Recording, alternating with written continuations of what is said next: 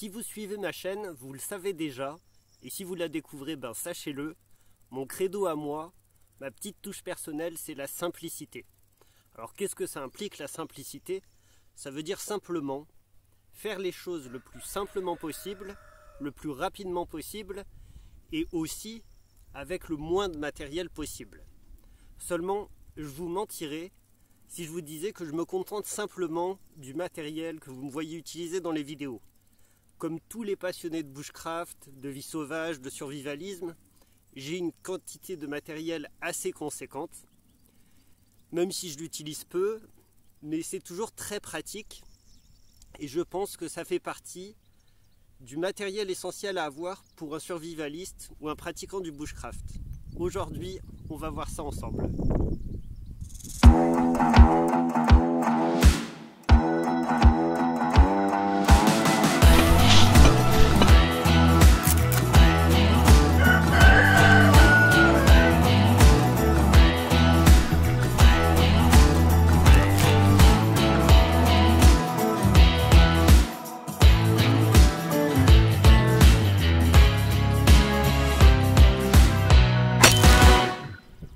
Bonjour à tous, j'espère que vous allez bien, je suis content de vous retrouver pour cette nouvelle vidéo dans laquelle, vous l'avez compris, on va parler du matos. Alors le matos, c'est un point très important quand même du survivalisme, du bushcraft, de la survie, de la vie sauvage ou même de la vie à la campagne, mais je ne l'avais jamais vraiment abordé. C'est vrai que je suis quand même dans cette dimension, comme j'expliquais en intro, d'être dans la simplicité et dans la légèreté aussi au niveau du matériel. Alors après, ça ne veut pas dire que je dénigre les gens qui accumulent du matériel, parce que j'en fais moi-même partie. Quand il y a une petite nouveauté, ça m'intéresse, ça m'intrigue, tout ça. Je suis de près, d'ailleurs, vous avez vu en ce moment, c'est le salon du survivalisme. Moi, j'y vais pas parce que j'aime pas les gens, mais je suis de près ce qui s'y passe, quoi. Et ce qui sort, ce qui est inventé un petit peu dans le domaine. Enfin voilà. En tout cas, toujours est-il qu'aujourd'hui, on va faire un petit tour de mon matos, de ce que je vous conseillerais d'avoir, de ce que je trouve utile de posséder. Et aussi, vous allez m'aider. Parce que s'il y a des trucs qui vous semblent inutiles, vous allez me dire, mais non, mais pourquoi tu as ça, c'est nul, ça sert à rien. Et s'il y a des trucs qui me manqueraient, faudra me le dire aussi. Vous allez me dire, bah tiens, tu aurais besoin de ça, ça serait pratique et tout ça. Voilà, donc ça va être une vidéo, encore une fois, ça va, je pense, être intéressant pour moi, comme pour vous. Et puis c'est toujours intéressant un petit peu de parler de matos, à petite dose, donc c'est vrai que je vais faire une vidéo sur le matos. Il y a des points spécifiques sur lesquels je reviendrai, mais bon, globalement, je pense qu'aujourd'hui, on va parler du plus important, ok? Et bien sûr, quand on parle du plus important, on va bien sûr commencer par l'avant-bras de Tyrannosaurus Rex. Ça me semble être une évidence. Alors ça, c'est vraiment l'objet que vous allez utiliser le plus fréquemment pour frapper sur la tête de vos ennemis. Oui, non, blague à part, bien sûr, c'est l'os de mon chien, tout simplement. Voilà, hop, l'os de mon chien. On va pas s'occuper de lui aujourd'hui, on va s'occuper de tout ça. Alors on va pas regarder tout de suite tout, on va faire peu à peu, hein, histoire de découvrir tranquillement ensemble. Alors il y a un petit peu de vent aujourd'hui, j'espère que ça sera pas trop gênant. Je vais peut-être parler un petit peu plus fort, mais je crève de chaud en plus, c'est horrible. Avant de commencer à parler de matériel, il y a une règle importante quand même dans la survie et dans le bushcraft. Donc je vais vous montrer plein de trucs comme ça, hop, ok, bon, on va repasser en détail sur les choses. Hein. Je vais vous mettre une autre vue en attendant, pour préserver le suspense. Une vue sur mon prunier, voilà. En attendant, oui, non, règle importante, en bushcraft et en survie, on dit 2 c'est 1 et 1 c'est rien. Alors pourquoi on dit ça? On dit ça parce qu'en fait, tout... ouais, je vous fais une visite guidée de chez moi. On dit ça, on dit 2 c'est 1 et 1 c'est rien, parce qu'à tout moment, en fait, un de vos outils ou un truc de matériel peut se casser, peut s'abîmer, ou vous pouvez le perdre, ou vous pouvez, je sais pas, dans le pire des cas, vous le faire voler, tout ça. Donc, tout ce que vous accumulez, tout votre matériel, tout ça, je vous conseille de faire comme moi et comme plein d'autres, c'est-à-dire avoir en double. Voilà. Voilà, tout ce que vous voyez là, en fait, c'est déjà beaucoup de bordel et j'ai tout en double. D'accord? Donc voilà, ça c'est important à savoir. 2 c'est 1 et 1 c'est rien. Ok, c'est parti. Ouais, je me suis carrément foutu en calbar parce que j'ai vraiment trop chaud. Alors je suis en calbar avec mon chapeau et mes grosses pompes dans mon jardin, c'est incroyable. Bon, j'ai pas de voisins, hein. Je pourrais effrayer avec les chevreuils à la rigueur. Non, bon allez, on arrête les conneries, on y va. Alors ça, on va commencer par ça. C'est ce que je considère être vraiment l'essentiel. Tout ça, ça va être l'essentiel. En vérité, voilà, tout ce que vous voyez là, c'est ce que j'utilise le plus souvent. Et on pourrait presque se dire que tout ça pourrait être suffisant pour survivre. Le reste, c'est presque du confort, d'accord? Donc on va passer rapidement, hein, pas la peine de tout présenter. Bien sûr, une gourde d'1 litre pour votre eau. Alors ici, qu'est-ce qu'on a? Donc une montre. Alors vous l'avez déjà vu, cette montre, j'en avais parlé je ne sais plus quand. Avoir une montre avec plein de fonctions. Plus il y a de fonctions, mieux c'est. Et regardez ce que j'ai fait. Moi j'ai mis un trombone ici.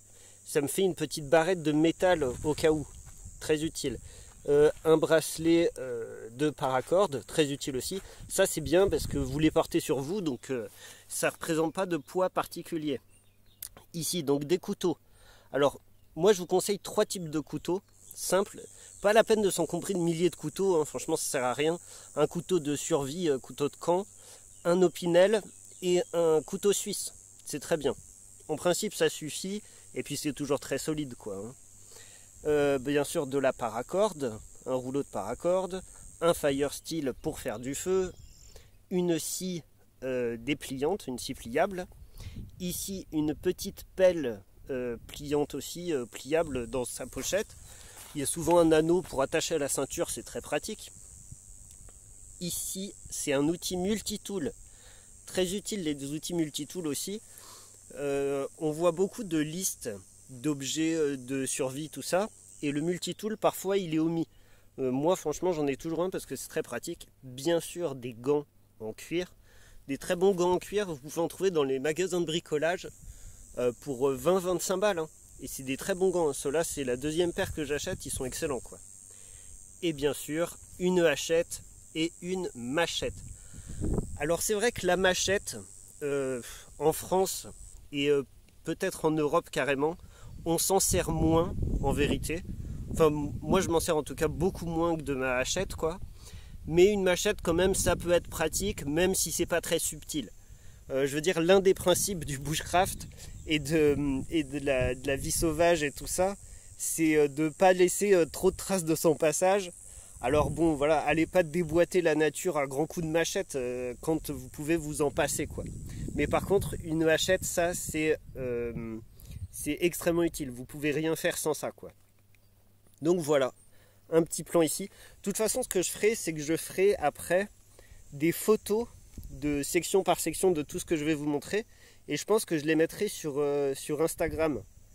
Comme ça sur Instagram vous pourrez tout retrouver les uns après les autres quoi. Ça sera peut-être pas mal comme idée. Voilà, en tout cas, pour une première partie qui est ce qu'on appellera l'essentiel. Bon, alors il n'y a pas vraiment d'ordre hein, dans la façon dont je présente tous les trucs parce que j'ai réfléchi à un ordre au début, mais à part mettre l'essentiel au début et ce qu'il est moins à la fin, bah, pour le reste au milieu, j'avais pas vraiment réfléchi. Donc c'est pas grave, on va quand même prendre les trucs comme ça.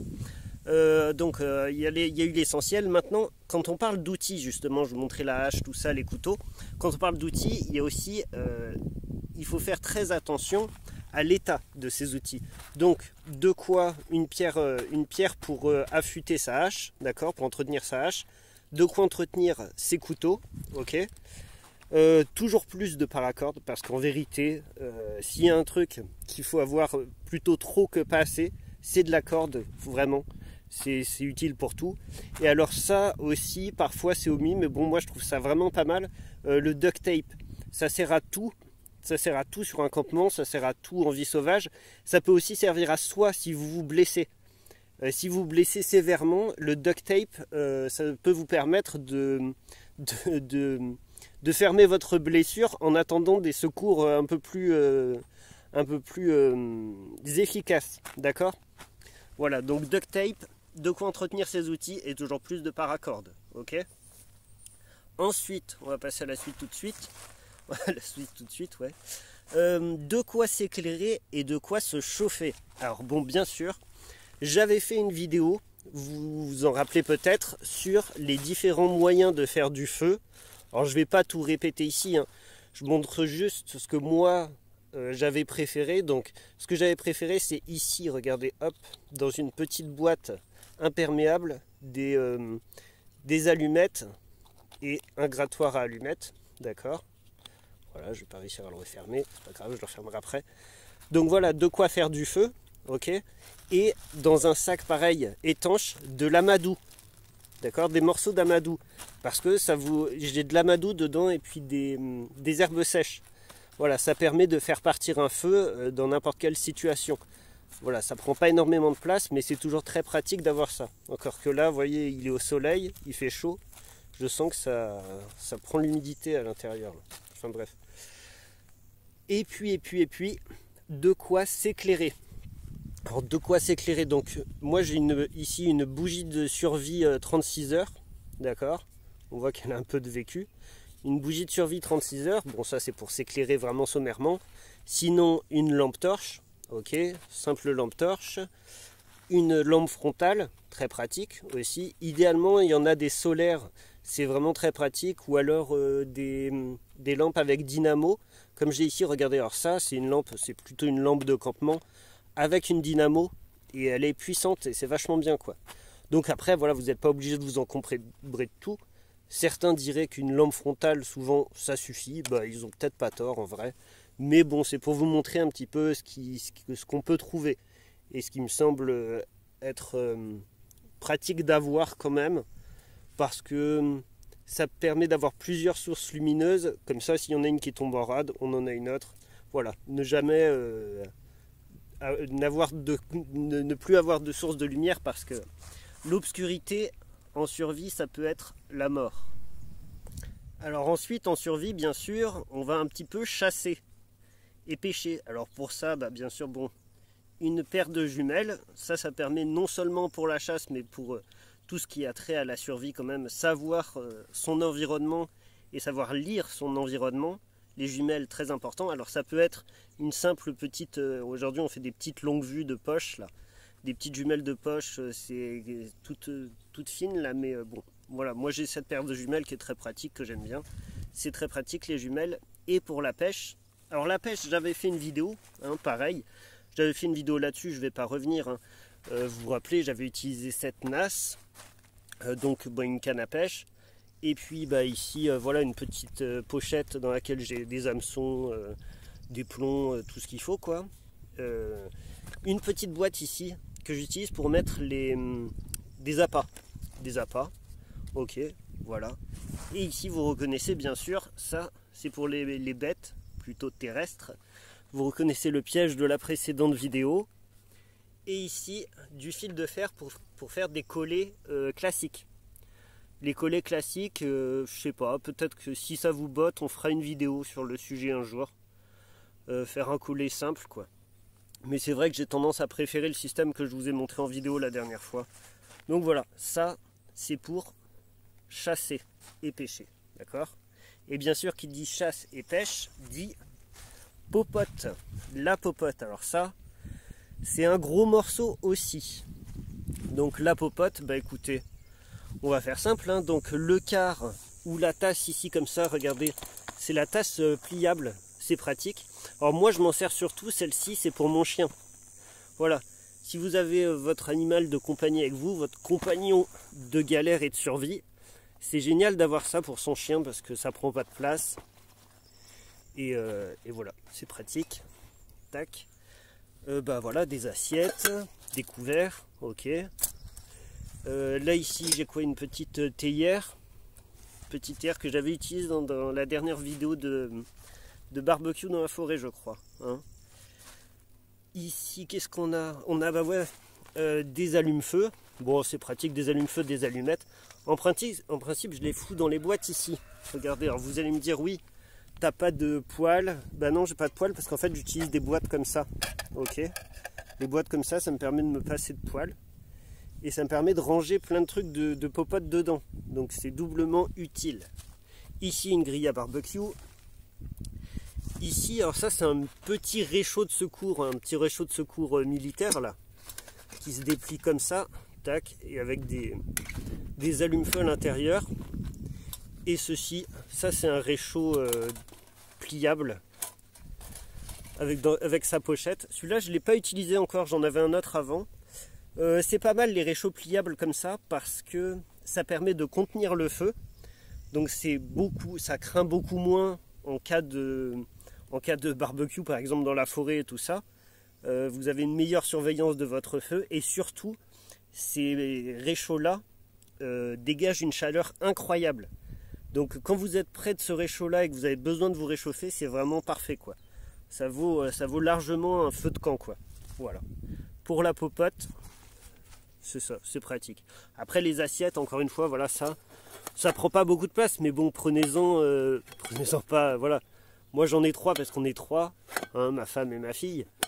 Mais bon, c'est pas la peine d'en avoir un paquet, quoi. C'est juste suffisant.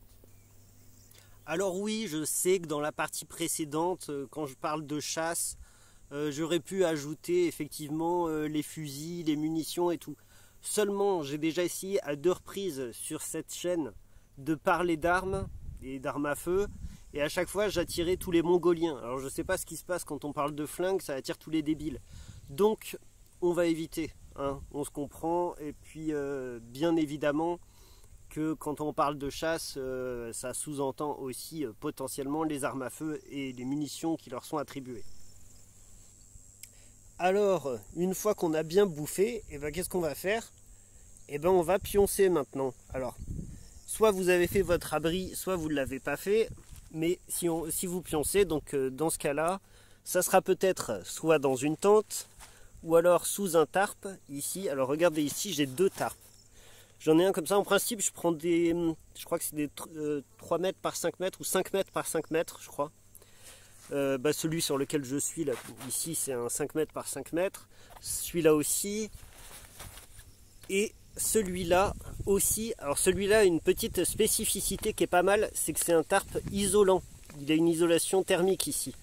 C'est très utile d'avoir un tarp aussi qui a une isolation thermique parce que ça vous coupera bien du froid, franchement, si vous dormez là-dessus ou alors si vous mettez ça au-dessus de votre tête, ça sera très pratique. Ça, c'est vraiment une chose à penser quand on pense au tarp. Bien sûr, la petite corde qui va avec pour les tarps, pour tendre votre corde fêtière très souvent. Bon, moi j'ai une corde, celle-ci elle est multi-usage, elle peut porter jusqu'à 300 kg. Pourquoi? Parce que je vais vous expliquer plus tard, parce que je m'en sers aussi pour autre chose. Donc l'abri, on disait, ou une tente, ok, tout simplement. Et puis, bah écoutez, un sac de couchage, ici, essayez de prendre un sac de couchage qui va quand même, c'est un peu plus cher, mais qui va quand même dans température négative jusqu'à -15, -20, c'est pas mal. Comme ça, sait-on jamais ce qui se passe. Vous serez à l'abri et vous pourrez dormir sereinement. Ici, bah tiens, j'en avais fait une vidéo aussi à Noël, si je me souviens bien. C'est mon hamac. Un hamac à placer entre 2 arbres, c'est vachement agréable et vachement confortable. Et ici, voilà un tapis de sol qui va aussi vous permettre de vous isoler un petit peu du froid ou de l'humidité et être un petit peu meilleur pour votre dos quand vous allez dormir que si vous dormiez sur le sol avec une pierre dans le haut du dos et une racine dans le bas du dos. On se comprend, ça nous est à tous arrivé. Oui, alors à l'instant, je vous parlais de tarp, j'aurais dû au passage vous parler de ça. Ça, qu'est-ce que c'est? Eh bien, tout simplement, en fait, c'est un poncho de pluie, d'accord? Donc, c'est un poncho de pluie donc, qui va vous permettre de vous mettre à l'abri, mais en plus, qui permet de se déplier en un tarp de, je crois que c'est 2 mètres par 2 ou 2,50 par 2,50. Et c'est très utile aussi. Donc voilà, être à l'abri de la pluie et pouvoir avoir un tarp supplémentaire au cas où. Et puis ça coûte pas grand chose en principe les ponchos de pluie, donc voilà. Maintenant on attaque un point un peu particulier. Alors un point un peu particulier, pourquoi? Parce que je vais pas vraiment détailler ici. attendez, j'essaie de pas me péter la gueule. Je vais pas vraiment détailler parce que ça serait un peu long et qu'en fait ça mériterait, comme je vous disais au début de la vidéo, des vidéos spécifiques, des points sur lesquels je pourrais revenir. À savoir donc la trousse de survie et tout ce qu'il y a dedans, enfin la trousse de secours quoi, et tout ce qu'il y a dedans. Ici on a, ici j'ai une serviette de bain et un pain de savon d'Alep.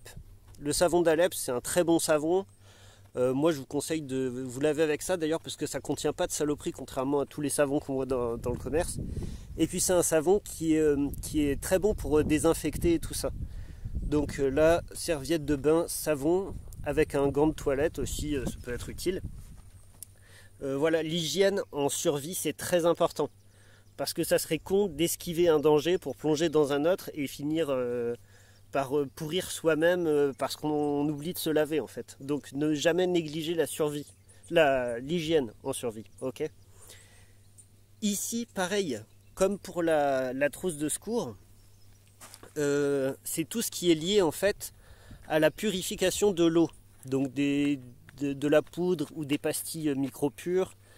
Dedans il y a un filtre Sawyer, un filtre à eau Sawyer et j'ai une paille filtrante également. Mais ça pareil, l'eau, ça nécessiterait quand même une vidéo.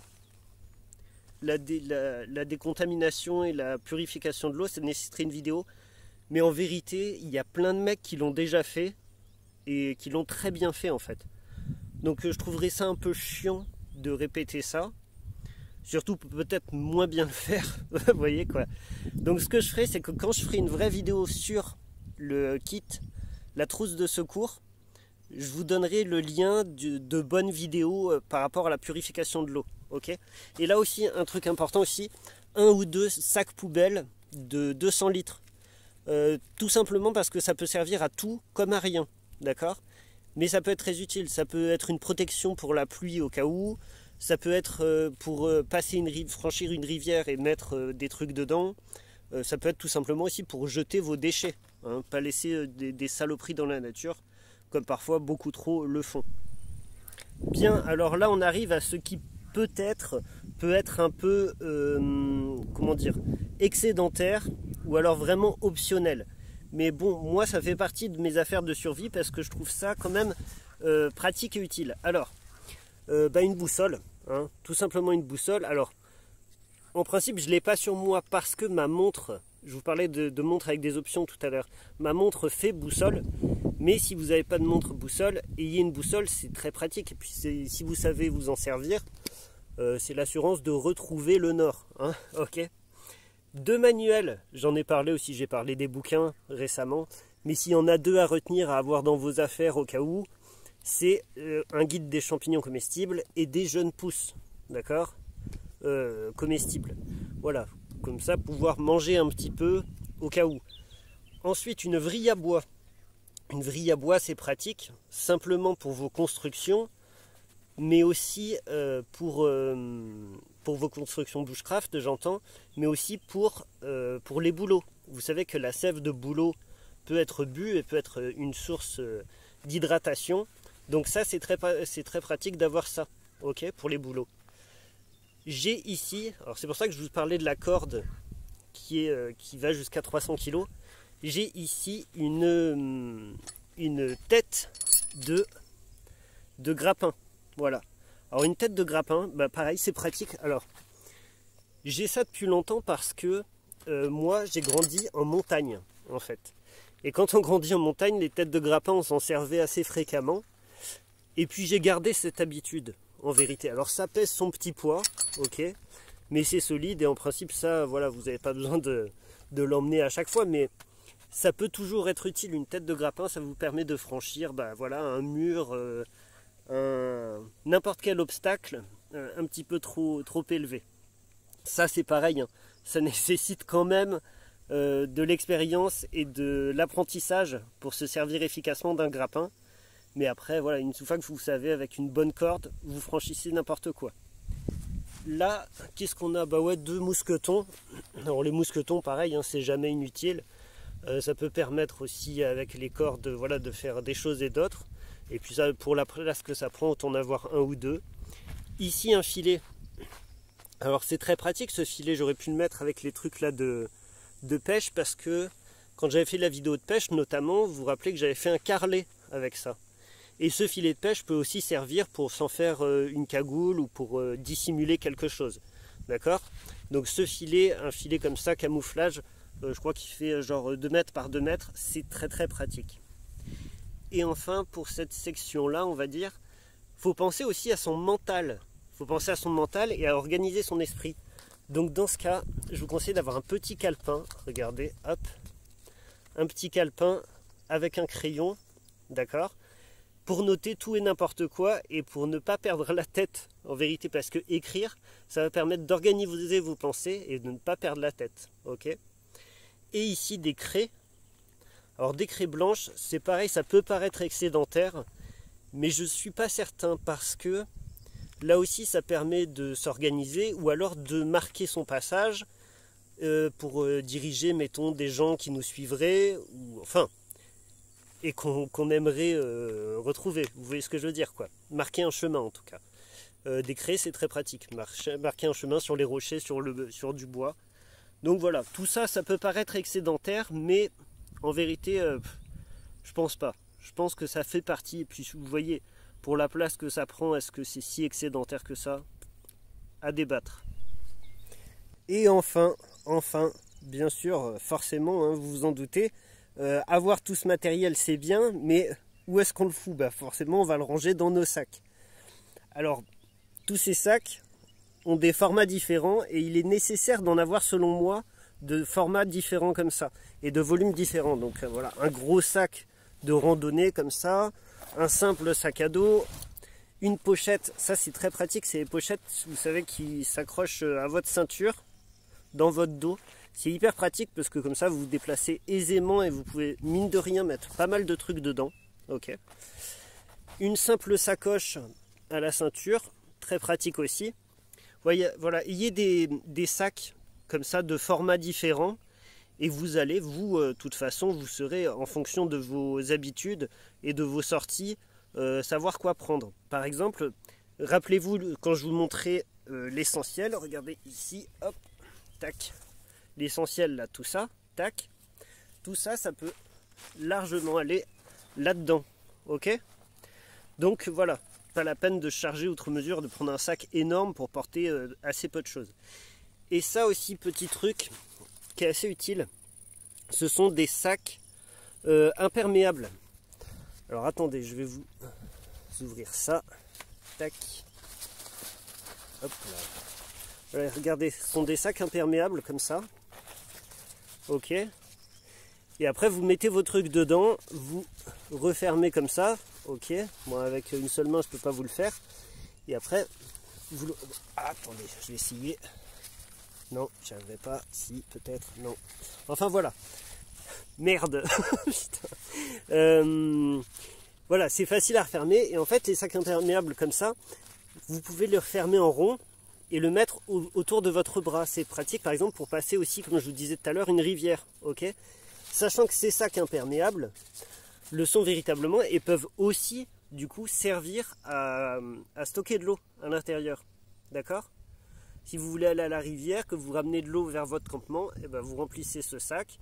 Et après, vous avez de l'eau sur place, vous vous débrouillez pour le maintenir. Et vous pouvez purifier votre eau tranquillement, quoi. Ok ? Voilà. Des sacs comme ça, de plusieurs sortes et de plusieurs contenances.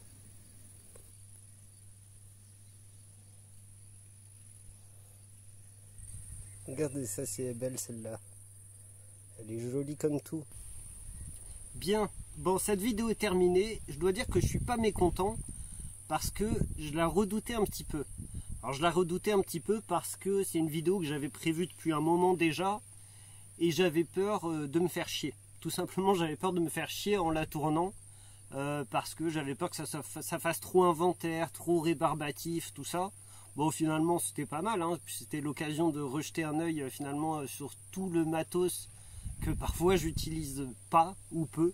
Parce que, comme je le disais au début de la vidéo, vous vous doutez bien que voilà, la plupart du temps, bah, comme vous, j'imagine, j'utilise les mêmes trucs. Hein. En tout cas, la vidéo est faite. je pense que c'était quand même très important d'aborder ce sujet-là. Et puis vous pourriez me dire quand même, parce que j'ai déjà regardé des vidéos similaires et j'ai vu les questions qui étaient posées. Alors les questions qui étaient posées, c'était souvent les mêmes, à savoir oui, mais quoi mettre dans quel sac, comment ranger l'intérieur du sac efficacement. Là franchement, bon, ça je pense que quoi mettre dans quel sac, vous êtes la meilleure personne pour y répondre. Parce qu'en fait, on prévoit nos sorties, nos randonnées, nos bivouacs, nos campements bushcraft de différentes façons qui nous sont propres. Donc je pense que c'est vous seul qui peut vous dire bon bah ce sac là je mets ça, sachant qu'oubliez pas une chose, hein, comme je vous le disais, il y a beaucoup d'articles très certainement que vous avez comme moi en double. Donc par exemple le sac à dos et la sacoche aura par exemple un couteau chacun ou chacune. Vous voyez, vous comprenez. Il faut faire remplir vos sacs en fonction de vos sorties et de la fréquence de vos sorties et de ce que vous y faites et tout ça. Ensuite, autre question qui était posée parfois, c'est celle de avoir un sac pour chaque situation. Alors ça c'est pareil, c'est un truc qu'on entend beaucoup. Des sacs, chaque sac a un nom différent. Alors personnellement ça fait des années que je suis dans le truc, mais j'ai jamais réussi à retenir le nom de chaque sac, le DC, le truc, le machin. Je comprends les fonctionnements, mais le côté chaque sac a une utilité pour une condition spécifique. Ça me surprend en fait, ça me surprend parce qu'en fait la vérité c'est que une situation soit elle craint soit elle craint pas, d'accord. Si une situation craint, moi je préfère avoir le maximum de choses avec moi. Et j'ai des gens qui m'ont dit des fois quand j'en parlais avec eux, qui m'ont dit oui mais tu comprends, la situation est bien différente si le pays est attaqué et bombardé ou si ta maison elle brûle, tu vas pas prendre le même sac. Bah si en fait. Je vais prendre exactement le même sac en fait. Parce que si le pays est bombardé et qu'on commence à bombarder la région, ben je vais prendre le maximum d'affaires. Donc je vais prendre le sac qui contient le maximum de choses. Et si ma maison brûle, eh ben je vais essayer de prendre le sac qui contient le maximum de choses aussi. Parce que sinon ma maison crame et pendant plusieurs jours, eh ben je vais me retrouver le cul à l'air. Voilà, j'aurai plus rien. Donc non, en fait... Il n'y a pas une situation craint un peu, une situation craint moyennement, une situation craint beaucoup. En vérité, pour nous, une situation, elle craint ou elle craint pas. Voilà. Et si une situation craint, il faut avoir tout son matos. Et si c'est une situation qui craint pas, eh ben, autant avoir le minimum à porter. Et c'est ce qu'on appelle en fait une sortie bushcraft ou une sortie nature. C'est pour ça que j'avais expliqué une fois, ne nous prenons quand même pas trop au sérieux. Parce qu'en vérité... tout ce qu'on fait, certes on prépare une potentielle survie, on apprend à survivre, on apprend des actes de survie qui certes nous seront très utiles au cas où il y a un grand problème, mais la plupart du temps qu'est-ce qu'on fait en fait, c'est de se faire des sorties nature. C'est jamais que la poursuite de ce qu'on faisait gamin quand on sortait avec les copains pour faire des cabanes dans la forêt. C'est juste de façon un peu plus élaborée. Donc voilà, il faut aussi quand même, c'est important je pense, de rationaliser un petit peu tout ça et de comprendre que voilà, soit une situation elle craint, soit une situation elle craint pas, et que si elle craint, on prend un maximum, et que si ça craint pas, eh ben autant voyager léger, quoi. Donc voilà, alors enfin, bon, pour finir, vous me direz de toute façon si vous pensez à des choses qui manqueraient dans tout ce que je vous ai présenté. Et puis vous me direz aussi s'il y a des trucs que je vous ai montrés qui vous semblent excédentaires, quoi, qui vous semblent voire complètement inutiles. Voilà, ça peut être un échange, je pense, assez intéressant. Et enfin, bah, pour les conseils de fin de vidéo, initialement ce que je voulais faire, c'est vous parler des sites internet ou des lieux où acheter du matériel comme ça. Après ça m'emmerde, j'ai pas envie de faire de la pub pour les uns ou les autres, mais je peux vous dire quand même là où moi j'ai acheté le maximum de trucs. Alors le maximum de trucs, j'achète dans des surplus militaires. Dans des surplus militaires, soit sur internet, soit quand j'en trouve les rares moments où je vais en ville, d'accord. Mais et les avantages du surplus militaire, c'est que souvent c'est pas très cher, même si c'est des trucs qu'on parfois déjà servi. Moi, ça me semble pas grave du tout.